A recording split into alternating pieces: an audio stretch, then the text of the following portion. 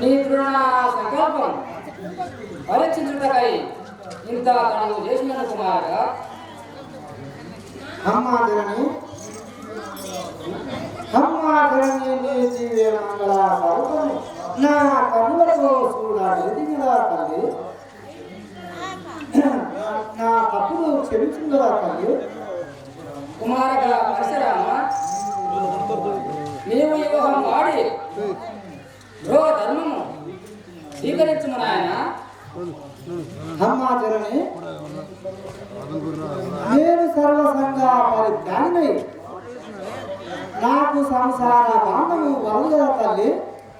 నేను మహేంద్రగిరికి పోయి నేను నీ దర్శనమున మహేంద్రగిరికి పోయి తపము ఆచరించు వాళ్ళం కదా తల్లి. నన్ను దీవించి పంపు కదా తల్లి. కుమారక పరశురామ నీవు చల్లగా పోయి రమ్ము కుమారక అని విధంగా అప్పుడు ఆ పరశురాముడు అమ్మ జనని నాకు సర్వసంగ పరిత్యాగి అయిన నాకు ఈ సంసార బంధము అనదు.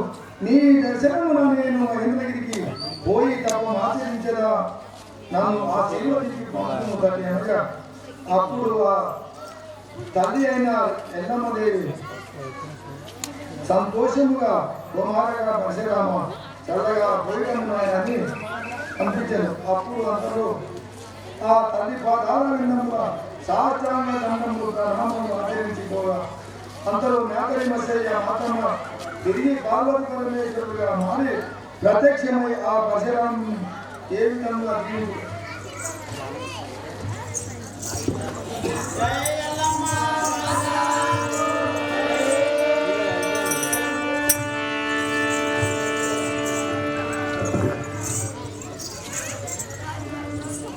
Buenos días,